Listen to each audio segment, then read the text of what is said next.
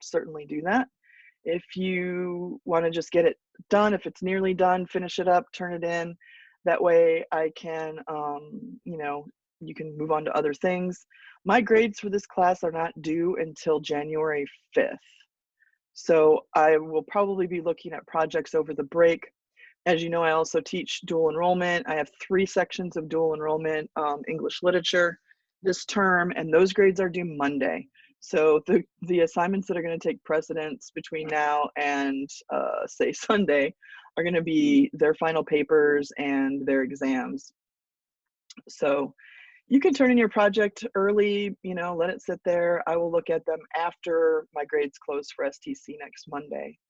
So just it's available. The assignment is right here. So this project number 2, your future, that's where you're going to submit your project right there.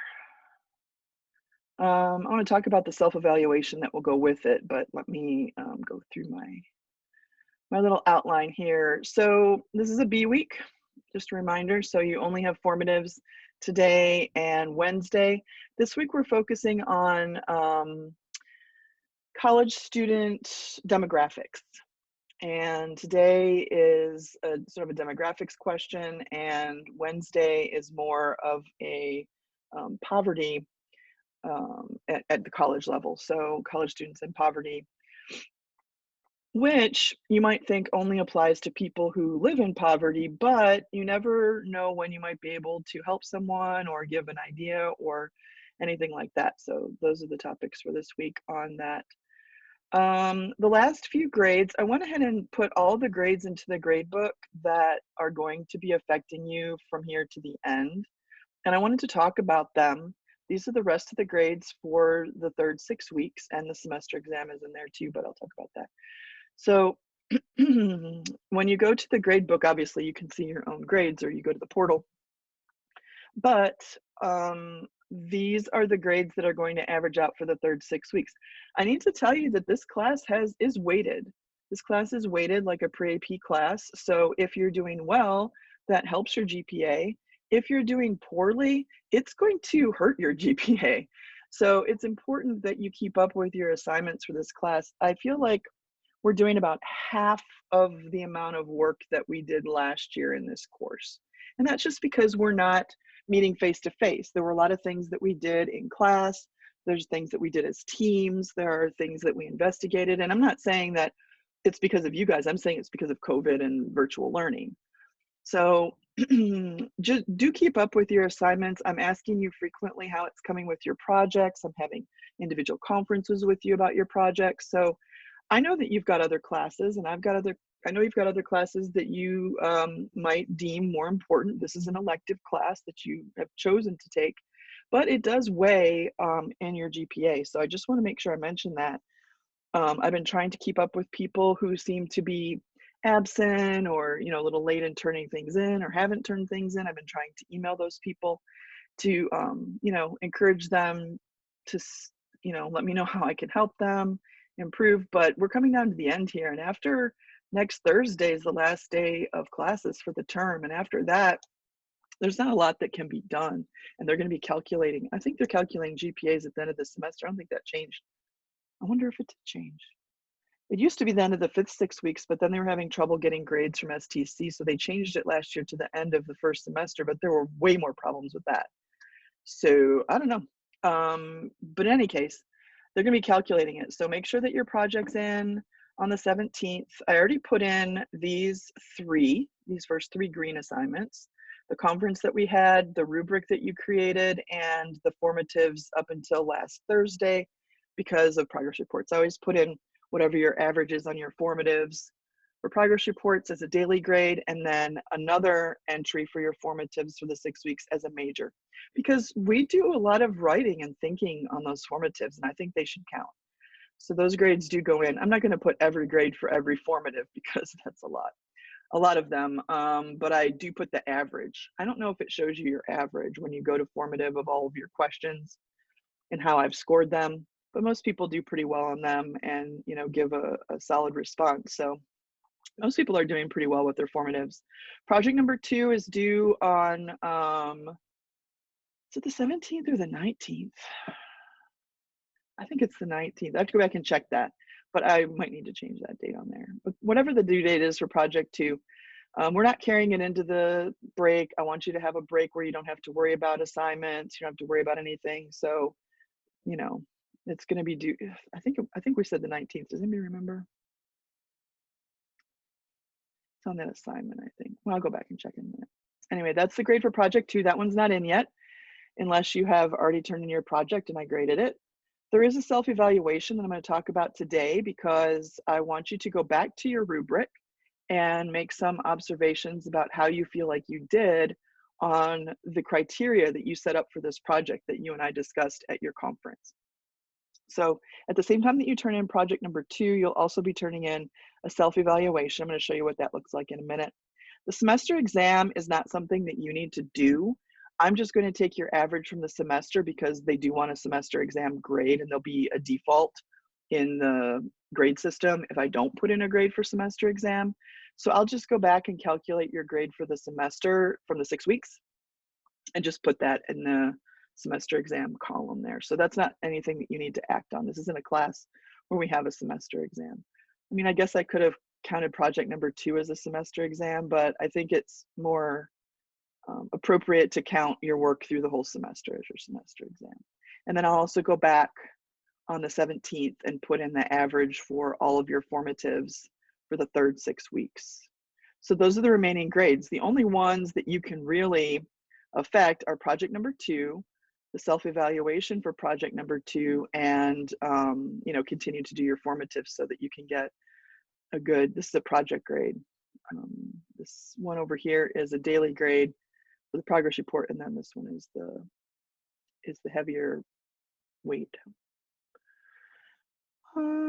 Okay, questions about grades? These last few grades of the term?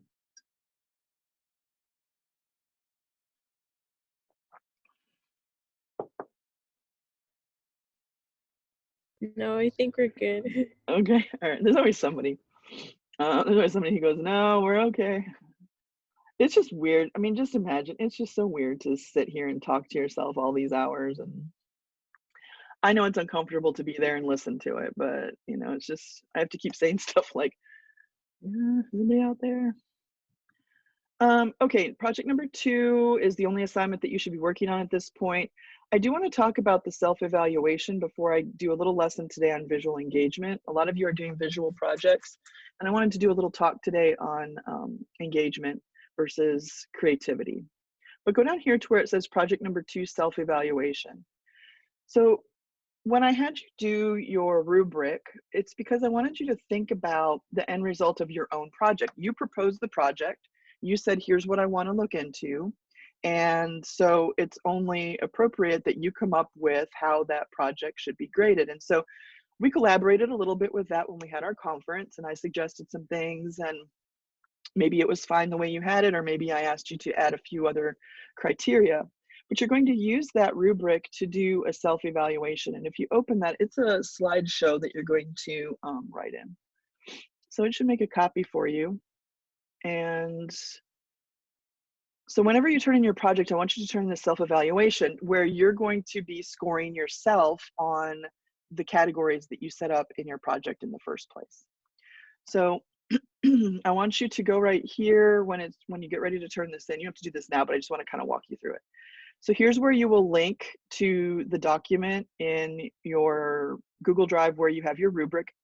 I could go and find it, but it's harder for me to do that when I'm grading. So link your rubric here. Do y'all know how to link a document from your Google Drive? Get a link? Yes. Okay, if you're not sure, just message me and I'll give you a little tutorial or send you something. But you're just gonna put your link here, and then that way I can open it real quick. And then depending on your own rubric, this is where you're going to put in your categories. If you need another one, then you can just, you know, insert a row below and add another one if you need to. How many ever categories you had in your rubric, I want you to put them in here. People had things like organization, grammar and spelling, depth of information, sources, like whatever it was that was in the left-hand column of your rubric, that one word or two, you know, phrase, you put it here. Then I want you to put in what you think your grade should be for each one of those things based on how your project ended up. So thinking about your final project, where do you think you should be in this category? So I want you to judge your own work. I know that's probably something you're not used to doing either. You are used to doing it in an informal way, like when you look at your project and you're like, oh, that doesn't look right, let me fix that. But I want you to think of it in terms of an evaluation. Go back and look at those columns that you made in your descriptions and say, you know what, I think that this is, excellent, or whatever that category was. And this is the reason why. So over here is where you put why you think that you achieved that score. And then you do that for each one of your categories. If you only have 4 categories, then only use 4 columns. If you need more columns, you can add them like I just showed you. Page 2 is where I want you to put in the grade that you think you should get on the project, the overall percentage based on the first chart. So if you think that you deserve 100, then put 100. If you think that you deserve a 97, then put 97. If you think you deserve a 22, then put a 22. I hope nobody's going to do a 22 on their project, but I want to know what you think, how you think you did on your project. And that should be based off of the first page, right?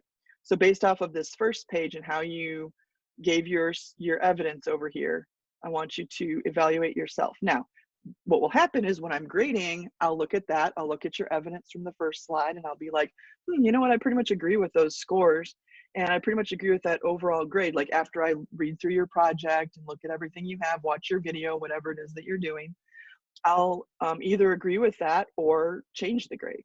So most of the time, I gotta say, last year when I did this, most people were spot on, and I agreed with their grade.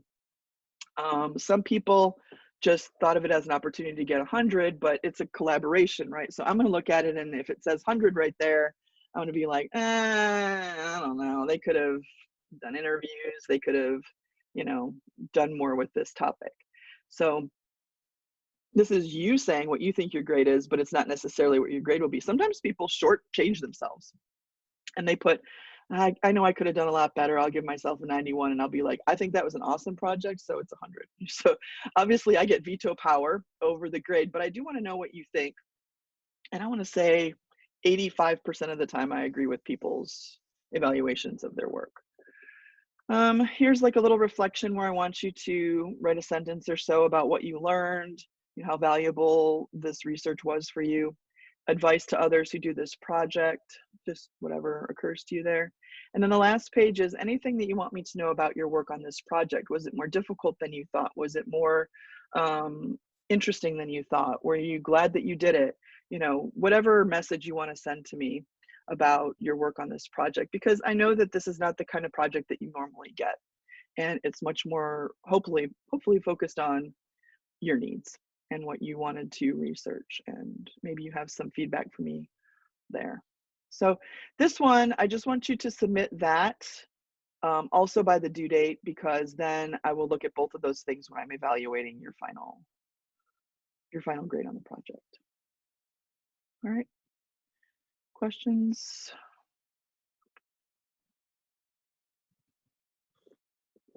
My mug says, I turn coffee into education.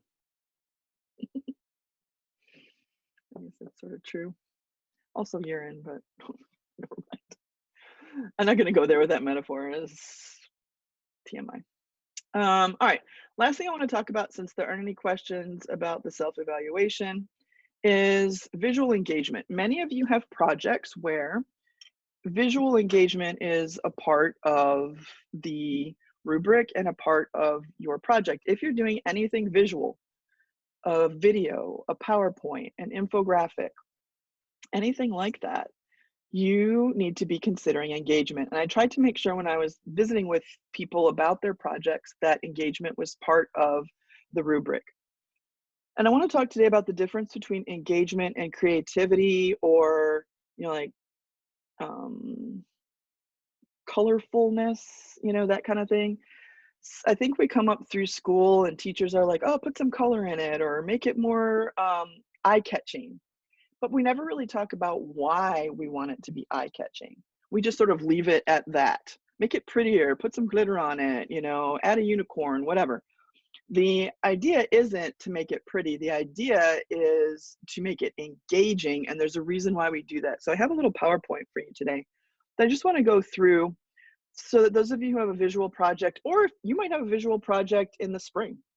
So even if you don't have a visual project for number 2, you might have a visual project later on. I want you to keep these things in mind. So what I did was I made this very engaging slide that explains. This is my intro slide to my visual engagement presentation. You can see how engaging it is, right? This is about a yawn on a page.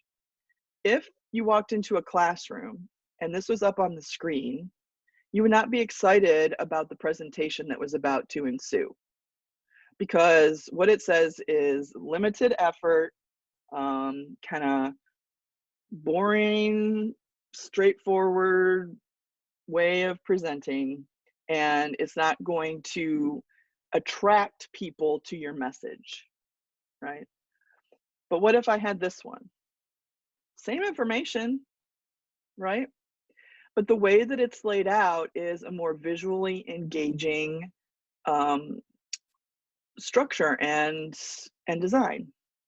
And the reason that I would choose this one over the first one is because automatically people are going to be interested in the topic. Visual engagement, I wonder what they're going to be presenting, right? It's not a yawn on a page.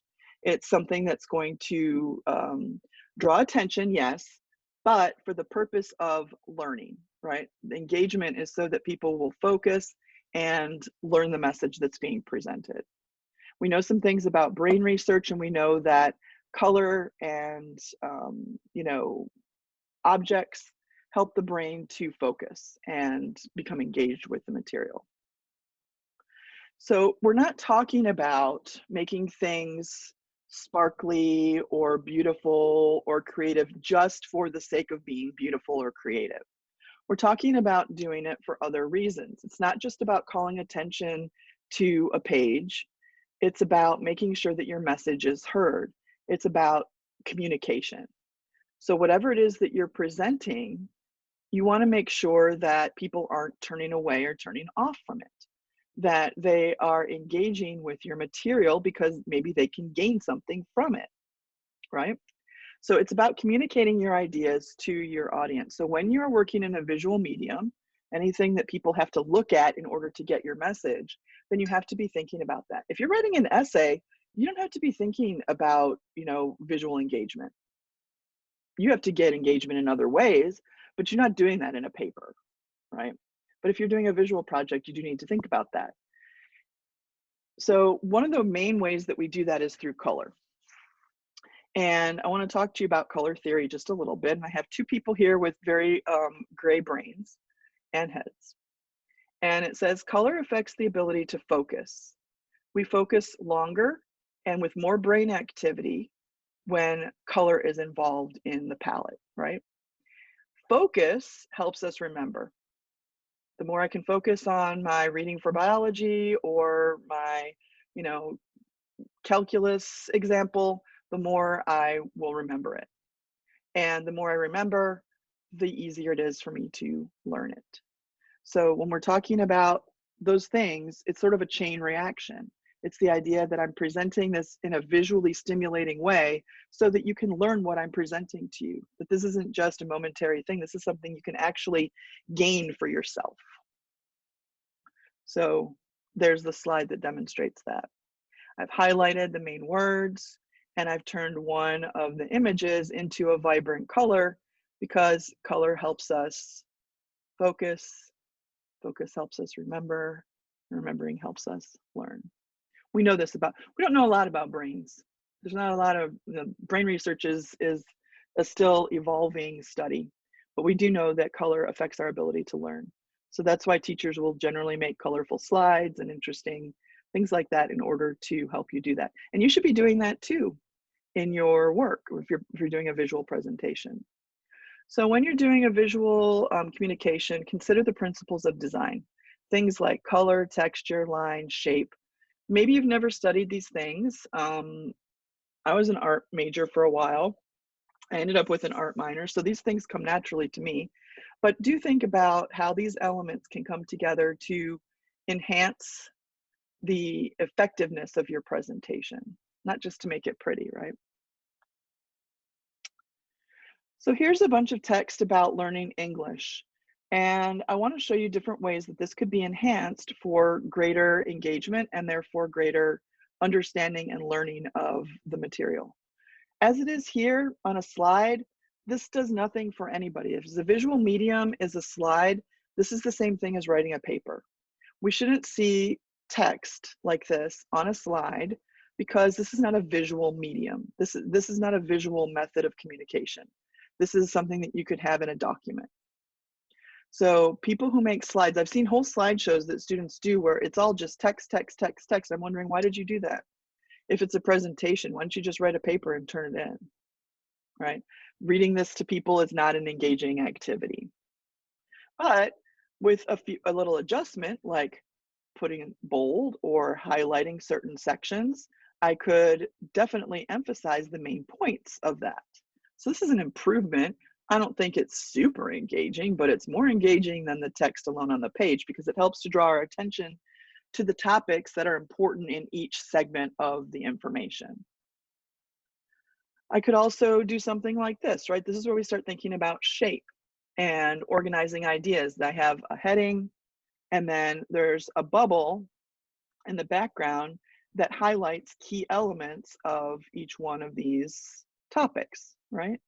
So as I'm reading the same information, but now I have a heading that helps me focus on the message of that section, and a little bubble here that helps me focus on maybe a secondary element or something that's crucial to the understanding of that, that item. So that's an improvement, I think, over the previous one, right? Over this one. The choices that you make in the way that you engage your audience affects their ability to understand what you are trying to get across.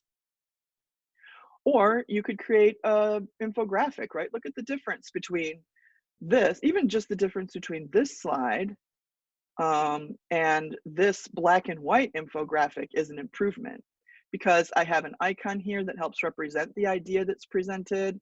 It's more visually engaging in that way. It's segmented off so that I can see that this is an idea that goes together, this is an idea that goes together, and so on. There's a heading that helps. But even better than that is this one, because in this infographic, I have color that's helping me separate these different ideas. And I could color code notes over here on the side with that, or other elements of the presentation. So all I'm trying to demonstrate here is that there is sort of a continuum of engagement that you can go through as you're considering the visual components of your project. And many of you are making visual projects, so I just wanted to take a minute to talk about that. Are there any questions that you have about this visual engagement? Because many of you have that on your rubric, and I'm going to be looking at that.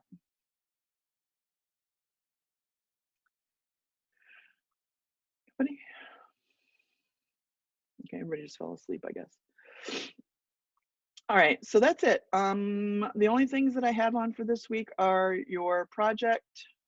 Yeah, see, it is due on the 19th. I need to go back and change that in the grade book. And your self-evaluation, but those are not due this week. They are due a week from this Saturday, right? Yeah. All right, so I know that we've only been on for about a half an hour. Are there any remaining questions or anything that I can help you with your projects?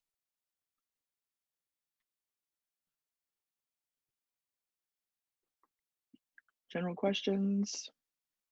No. No, everybody's okay? All right, well, hopefully that explains how the grades are going to play out the rest of the term. Some ideas for those of you who are doing visuals. If you want to share your project with me before it's completely finished and get some feedback, you're more than welcome to do that. Just send me a little email and ask me what you want me to focus on, what kind of feedback I would give. You could say something like, I've written the first 2 pages of my paper. How do you think it is so far? Or when you look at these slides that I've already done on my PowerPoint, do you think I'm going in a good direction? Or I'm having trouble with the next slide, whatever. I'm glad to give you feedback on any of that stuff. We could have a quick Zoom meeting, or I can just give you feedback through email, but I'm here for you in case you have questions. I know that a lot of you are waiting to really get going with your project because I read your formatives from Friday. I know that a lot of you are waiting to really finalize and get going with your projects until, you know, maybe the end of this week when your STC courses are completed. And that's fine because we have all next week too. So between now and, you know, the end of next week, if you've got questions or concerns, then definitely let me know. We will have a meeting next Monday.